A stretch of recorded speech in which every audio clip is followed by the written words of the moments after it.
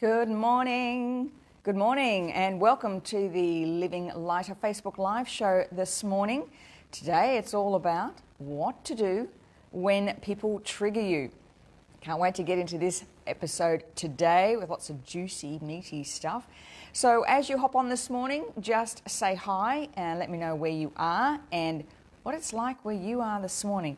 It's a tad chilly where I am. We are in single digits this morning. And of course, as everybody knows, those of us who live in Queensland are big sookie lalas when we come to cooler weather.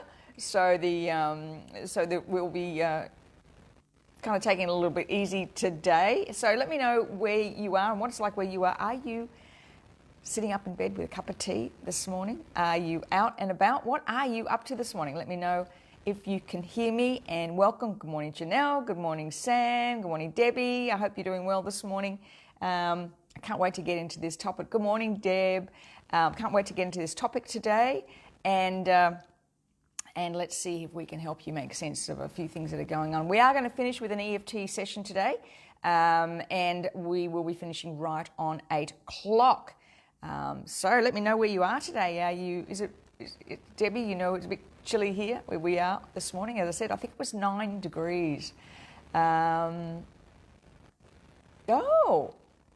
and raining. Really good. Power is out. Power is out. Oh no. Yeah, in bed keeping warm, Deb. Yeah. I was, my toe went out gently this morning.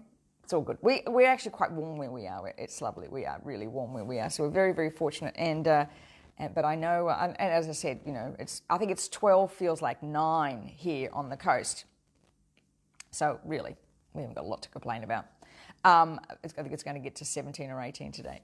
Don't like the cold weather at all. Alrighty, we're going to hop on to how to deal with people when they trigger you. And I know there's a few people going to hop on this morning, so everyone's taking a little bit of time to wake up. Maybe that kettle is just still boiling.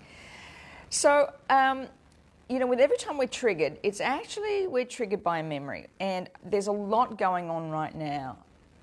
Janelle pulled out the winter dressing gown this morning. All of a sudden, doesn't it? It feels like it's all of a sudden. The switch went off. We're going to talk about triggering today and how there's so much, there seems to be so much divide in the world at the moment. And so for many of us, those triggers are a little heightened right now, and especially because we're at home and not getting out as much and sort of can't walk out the door and go, whatever, I don't care, I'm going to go and sit in a coffee shop, or I'll drive over to see somebody. We haven't been able to do that, so the triggers are quite high. But every time we are triggered because of something. We're triggered usually by a past memory, and that is what's triggering us in the moment. And whenever we feel triggered, the challenge is to go to the people, the words, the events of your past that have caused the trigger. So I want to share a little story about how that impacts. So one day, Jerry and I had been working on creating a landing page for, can't remember what program it was, it might have been an event. And I spent all day, literally from 10 o'clock in the morning till 5 o'clock at night, and it was pretty intense. I don't think I had to stop for lunch. And by the time I got to 5 o'clock, I was really proud of what I'd done. And, I'd been over it and read it and, detailed and moved words around and moved images around. And Jerry walked in the door. And I said, can you just do a quick proofread of this? Because I was pretty proud of it. Can you do a quick proofread of this? And I'll just go grab some wine and I'll come back and make any changes. Now, I'm an achiever, so of course self-actualization is really, self-recognition is really important to me. So I've already gone through it with a microscope. So I walked back into the office. I put the glasses of wine on the table, on the office desk, and I said, what do you think? And he said, you have issues with full stops, don't you? Al, you just could have put that red rag in front of the bull, because I just went, what? After all I've done, and I started, that, I wasn't looking for his criticism. I was looking for him to tell me how wonderful it was. And I just walked out the door with my wine, sat down on in the lounge, coffee table, and thought, all right, Miss Life Coach, what have you just been triggered by? So I started tapping. Okay, why am I being triggered? Why is it I'm so triggered? And what came up for me was being criticised as a child. And found this spot, and I remember a time when I was helping my dad build a garden or something, and I was supposed to be digging or hoeing or whatever I was supposed to be doing. I wasn't doing it right. And he just went, oh, give it to me, stop it, pulled the rake or the spade out of my hands. That was the memory. And so it wasn't that it was about the full stops, although that peeved me off somewhat. It was actually about the memory of being criticised in the past when I couldn't say anything about it. And that's the key to all of this, is when we're triggered by something, is to go back to find where the memory exists. Now, I'm still trying to work on when it happens and I go, oh, what's triggering me? You know, without the, you don't know what you're talking about, the slamming of the door and all that stuff. Still trying to work on that. But the key to it is to get to the reason we're being triggered. Now, as I mentioned, as I started, there's a lot of divide at the moment, there's a lot of theories at the moment, and there's a lot of frustration at the moment because people are being triggered by certain beliefs about what's happening and where we're going in the future. Now, the problem is that there's a narrative running on two sides of the fence. And convincing somebody to change their mind on a narrative that they have a vested interest in is never going to go smoothly, because we invest in our narratives to keep us safe. Our brain works in ways that we are constantly looking for ways to feel safe. Good morning, Elle. And when we buy into our beliefs, it gives us a sense of being part of a tribe. So when the narrative comes in and somebody challenges you on what you believe, what happens is that you go into fear. And the fear is not necessarily about the narrative. The fear is about being challenged by your beliefs, which challenges your belief in what you believe in. I hope I'm making sense. So we are challenged, our emotions are challenged, and we slip into old patterns. Do you know, I used to watch my daughter debate. She was on the debating team, and very good at it, extremely good at debating. And, they won all the prizes. And I would watch how these kids learnt to debate. And one of the things they had to do in debating was to remove emotion from their discussion. What we do is not do that. We mix up emotion with our information. And it's very difficult if you're very passionate about something to not try and convince somebody else that your way is right. That's very difficult because we're passionate about our beliefs. It's why you cannot argue politics or religion, because once somebody has a vested interest in a way of believing, it's their safety mechanism. And our brains are wired for safety. So if you're trying to challenge somebody to think like you do, believe like you do, you're going to be triggered because they're not going to buy into that, because that's then challenging their beliefs. So I just wanted this quote from a Japanese writer, and I'll pronounce his name properly for you. It's Haruki Murakami. And he said, "Always remember that to argue and win is to break down the reality of the person you are arguing against. It's painful to lose your reality. Be kind, even if you're right." And interestingly enough, I was only thinking about that this week. My mother wrote on the cards, my card she gave me on the day of our wedding, and she said, always remember it's better to be kind than to be right. I've always remembered that. So the challenge for us, for individuals, is that when somebody doesn't agree with us or we're being triggered by a narrative, the best way for you to handle it is to go back to the time, a memory in the past, where you've been challenged, criticised, judged, because that's the story that's running in your amygdala. You know, there's a peace that comes from knowing. And when we move out of the knowing into the emotion, we lose our power. Because it's almost impossible to change anybody's belief. Yeah, Joe, that's right, be kind always. Because they're running a script as well. And our purpose, I believe, our purpose right now is to be a living, breathing example of what we believe. That's it. If people want to come along on my journey with me, you know, when I first got into EFT, I remember people saying, you know, what are you doing? And it's crazy and you know, it just looks stupid. You know, I think for the first probably 2 or 3 years, I felt like I was in constant fight with people to get them to understand how great this modality was. It wasn't until they actually tried it themselves and felt it that they fell into it. They weren't going to listen to me.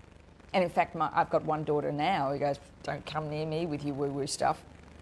My middle daughter loves it. We're always, you know, talking about EFT and tapping. And my son just goes, I'm not so sure, Mum, that's good science.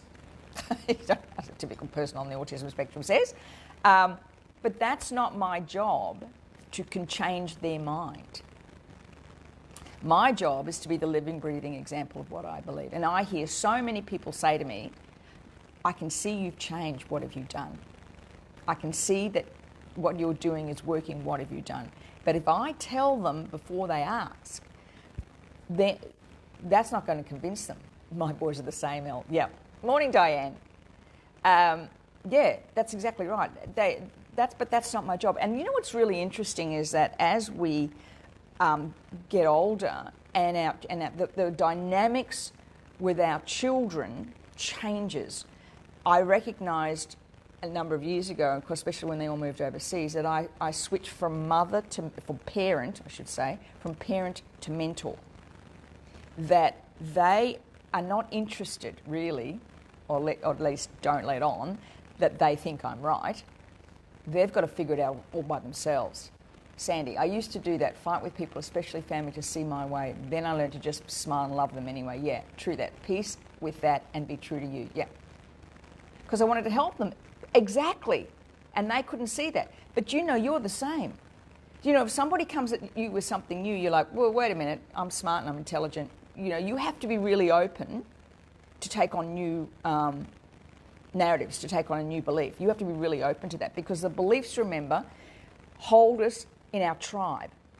And if you want me to change my belief, that means I have to challenge my tribe. So, and that's isolation. We don't want to do that. You know, I'm really now, when I talk to my adult children, who, of course, as you know, all live in Canada, their views on life have changed a lot since they've moved overseas. And I'm very aware of the family unit being a much broader space to allow their beliefs to sit within that family unit rather than it just be about what we believe. And there's a lot of things we believe that they're challenging now. And sometimes that can be really hard. Joe, so funny, we've also lived a little more than they have and a few more lessons. I know, Joe, but that's the problem. They've got to do it themselves, don't they? I had to.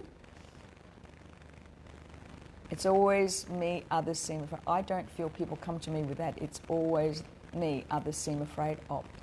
Okay, interesting. Not quite sure where you're going with that, Sandy. Just let me know. Just expand on that a little bit more.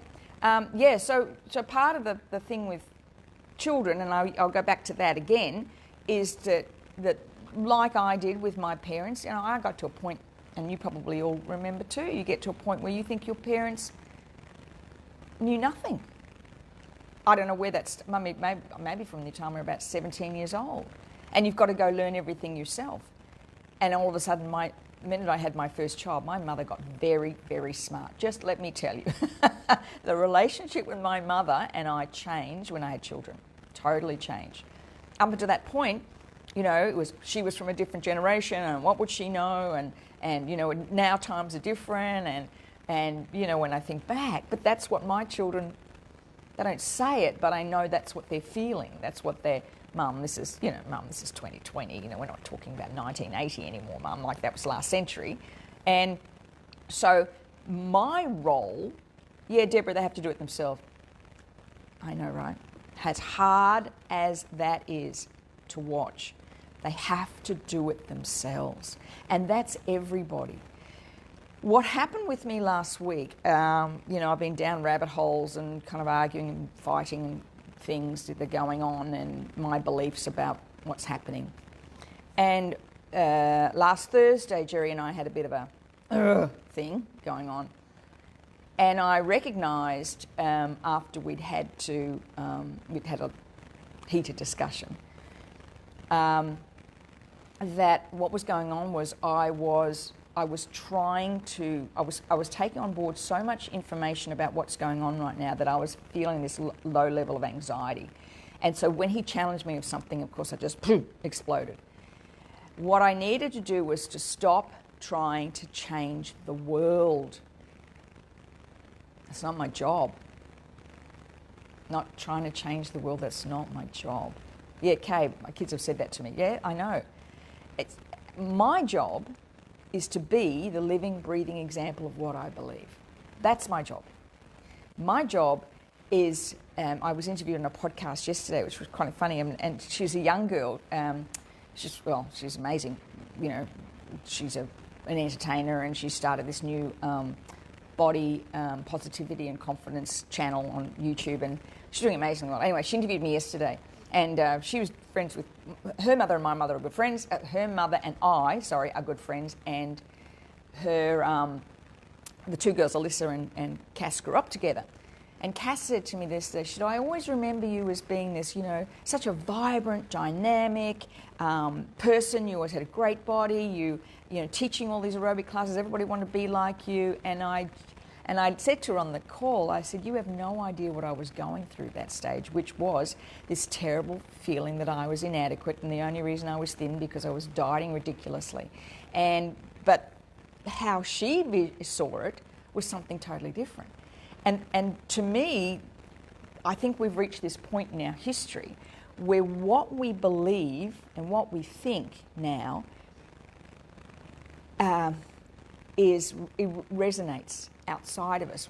I think we've moved to a place in time where we're truly understanding what we believe and what we think actually has more impact, sometimes by not saying anything. Heart Math Institute's done that studies on the heart resonance resonating out about 1 metre from us, 3 feet from us. So what you feel and think and believe is actually the energy you push out, you know. And I mention this a lot of times to people, you know, it's like when you somebody's having an argument and you walk into a room and they stop talking and you go, whoa, you can just feel that energy.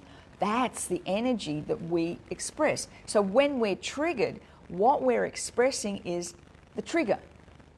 We're expressing the frustration. We're expressing the anger. And what people do is when you're angry or you're expressing frustration or fear or anger, that's what they're feeling. What you're saying, they're not listening to.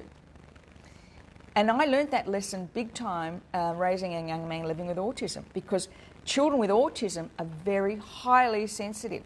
So I could be saying something but thinking something else, being really stressed or being upset, and David would respond to the feeling, not the words. I learned that really early on. And he used to say, I don't know what's happening. And I'd say, everything's fine, David, because I don't know what's happening. It's because everything wasn't fine in my heart. I was trying to tell him it was, but he was feeling it. And that's where I believe that we as the wise women now, our role is to continually work on ourselves. It's to be at the point where we're able to share the wisdom without being triggered. That's not our job. Our job is to not change people's minds. Our job is to be the living, breathing example of what we believe. And when I made that switch with my kids, the relationship totally changed. I can see them making their mistakes. I can see it. My daughter at 21, insistent she go to Canada in February, no matter what we said about the winter and that's silly and don't go. No, I'm going and, I'm fine and I'm 21 and I can do. And then when we're in Canada last year and she said, what possessed me to move to Canada in February? She said, that was the hardest 3 months of my life. And I went, well, she said, don't say it. I said, well, I'm just telling you. She had to do it by herself. She had to do it by herself. And all we can do then is be there. Not saying I told you so, but to allow them to make that changes that they need to. I'm just going to go back and I hope I'm making sense and not going off. I'm just going to go back through some of these questions because and statements. They look really good.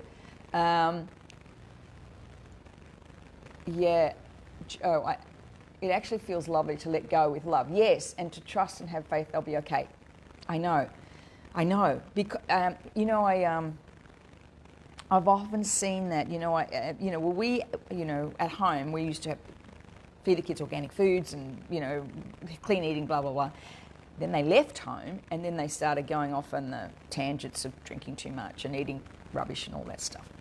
What's interesting is to watch them come full circle back and do things that we used to do. Like they love to set the table and have dinner. They love to eat well, but we had to watch them kind of go round this. I remember finding McDonald's wrappers in my daughter's bedroom, thinking we never used to. I mean, why? But anyway, I had to figure it out.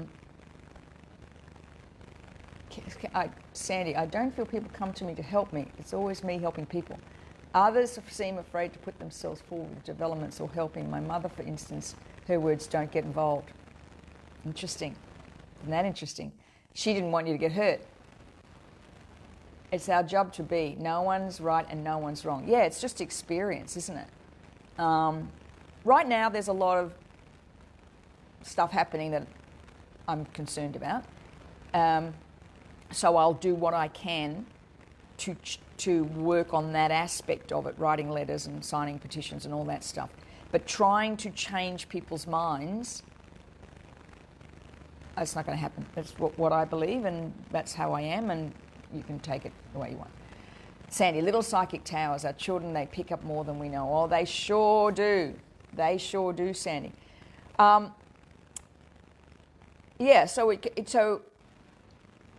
just call me naughty. Just call me naughty. Okay, Joe. Yeah, it's hard. It's hard to step back and watch them, isn't it? They're going to make mistakes, but we did too. We did too. Oh, my mother, God, how many times she told me things and I just, she didn't know what she was talking about. And then you go, oh. I mean, so many times. My mother passed away almost 33 years ago now. And so many times when I was raising those teenagers, I said, Mum, I'm so sorry. I wish you were here so I could just say, I am so sorry. I get it now. I get it. Oh, the things I put that poor woman through because I thought I was right. And things have changed and times have changed. And what would you know? That was back then and this is now. So let's do some tapping on trigger, shall we? Smile and nod, that's right. Yeah, it's their journey. Be the living, breathing example of what you believe. Live it. Fight it where you can, and it may not necessarily be under your roof. If you don't want to, and I'll be upfront. I'm very against mandatory flu vaccinations, and I will write to the ministers and I will sign petitions. I'm very against that for our own personal reasons. We've lived through vaccine damage, and I believe it should be a choice. And I will do that what I can. We've already told the kids what we believe. Now it's up to them. Now it's their job. It's their story. And they don't live under my roof. Elle, feeling very much the same, Sal. I've stepped back and just listened, but often I feel like I'm from another planet. Yes, yes. And when I start agreeing with people that I didn't agree with in the past, I'm thinking I am really on an alternate reality. Yeah, smile and nod, smile and nod. Remember, so getting back to what we were talking about, I've gone a bit off on a tangent here, but getting back to what I was talking about. When you are triggered, it is never about the now. So, watching, as I said before, watching my daughter debate, how they could debate and get their point across, they didn't have the emotion attached to it. They could look a bit passionate, but they were 16. But they didn't have the emotion. It's different from passion and emotion attached to it. And that time that I got cranky with Jerry for, the full, not telling me I'm wonderful and fantastic and it was the best landing page he's ever seen, but instead said I've got an issue with full stops. Just took me straight back. And the other thing I found was when I was in grade 5, I think, I was a really good writer. You remember in those days, I don't know if you remember those days, you had English expression and English literature. They were two different subjects. And English expression, I was really, really good at creative writing, hopeless at punctuation. And one of the nuns, I wrote a beautiful story, which I love, and she loved the story, but didn't have punctuation, and she marked me down, and I didn't win the English prize that year. That was another memory I remembered. So when I tapped on that and released the emotional connection to that, then you can see why you're triggered. And I believe triggers show up in order for you to become more of a living, breathing example of what you believe. It's just self-actualization. That's all it is. Joe, we should have choice. I'm not anti-vax. I would like to have a choice. Yeah, me too. I have an aunt who's got a severe lung condition, and this time is really critical for her that we all do the right thing for her, and that's her choice to do that. It's not my choice to do it, and I don't get the flu anyway. I never get the flu. If I'm sick, I'll hurt my back or do something. And if I'm sick, here's something else. I believe something good will come out of all of this. Is it's going to make it okay to be sick and stay home. Remember when all of you on this call would go to work sick? I remember, the world was, business would fall apart if I wasn't there. Elle, I need to look deeper on this, as this is clearly a very big trigger. Yeah, so find where you weren't allowed to speak your truth. Find where somebody criticised you, often publicly. Was there a time you were publicly criticised? Find where you were told you were stupid or you didn't know what you were talking about. And many of us grew up in that era where, as a girl, we didn't have a voice like girls have voices now. So that's where the trigger is. Joe, those debating kids, what the heck? Yes, no emotion and so strong in their point of view. Good human rights lawyers. I know. I used to sit there, sit there in the freezing cold classroom, schools in the middle of the night, watching these debating teams. I was always amazed how good they were. More fear of speaking my truth. L. Yeah. So there's the trigger. So when you want to speak your truth, that's where the trigger is. The other thing about that trigger, remember, is it pulls you out of your reality. Because we then go, and the mind's going crazy, and we're feeling upset, and we're feeling emotional, and we lose sight of what we're really trying to do. We had talked about going up to this protest tomorrow, but I've just got a feeling these people don't know what they're protesting about. And I don't want to do that. I don't want to try and prove people wrong. I just want to share my truth.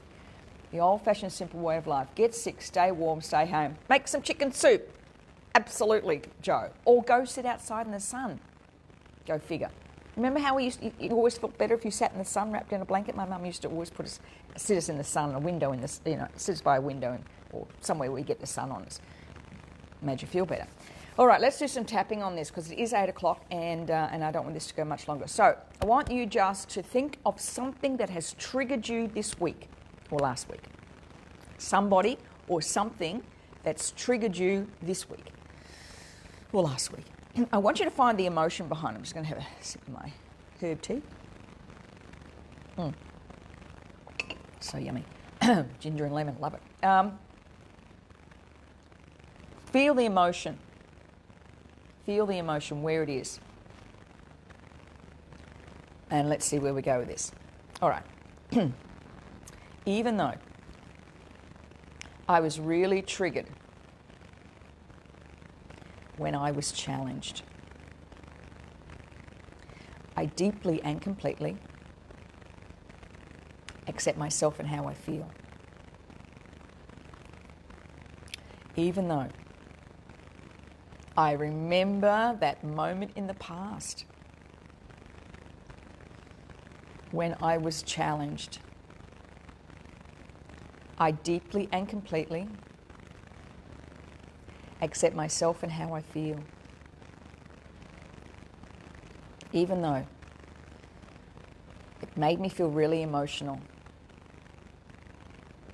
And I felt, now use whatever word, anger, sadness, frustration, whatever it is, try and get that word really right. I deeply and completely accept myself and how I feel. Okay, eyebrow point. Feeling triggered. It reminded me of when. Feeling this emotion. I can feel the frustration. It reminded me of when.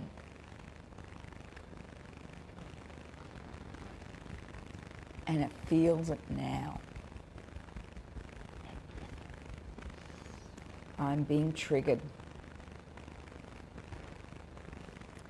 And it reminds me of when. That emotion. Feeling that emotion. This is just reminding me of that time. Feeling triggered. Feeling this emotion. It reminds me of the time when this emotion, feeling this trigger. Take a deep breath and let it go. Remember to go back and see if you can find that time, and try and get really into the emotion. And next time you're having a conversation with somebody and you're feeling that anxiety and that, you know, that feeling, defensiveness, I think sometimes about it, it's at that moment, okay, I'm feeling defensive and I'm feeling emotional, I'm just going to stop. Okay, that's self-actualization. When you can do that. Hard. It's hard, and as I said, I still haven't learned it with my husband. I go back later and tell him after he kind of goes, oh, what's going on now? But the ability to speak your truth and say, look, it triggered me, and this is why. Just don't do it again. So it's, Sandy, feeling like I was never encouraged. Good find. Oh, you're welcome, Joe. Excellent. Yeah. That's the key. That's the key. You know, we will change the world much better by influencing those around us. You know, Stephen Covey talks about your circle of influence, your circle of concern. Do what you can to change the narrative, and that's what I'm doing. I'm signing petitions and writing letters and all that stuff. Sharing my wisdom with my children, but not my job to change their minds. Not my job. My job is to be the living, breathing example of what I believe. And getting upset by this, I lose. You know, I just look like a lunatic to them. Ding, ding, ding, ding, ding. You're welcome, Janelle. Have a wonderful weekend, everybody, and wherever you are, stay warm. And welcome to winter in Queensland, finally. So the slippers are on, a cup of tea's there, and I hope whatever you do this weekend, it is with love. And continue to be brilliant. We are the wise women. We are the women who the world needs right now in our family and in our lives. Good morning, Helen. You're welcome, Pauline. You're welcome, Deborah. You're welcome, Nell. Have a wonderful weekend, everybody, and we will see you. Hello, Tracy. And I will see you this time next week. Bye for now.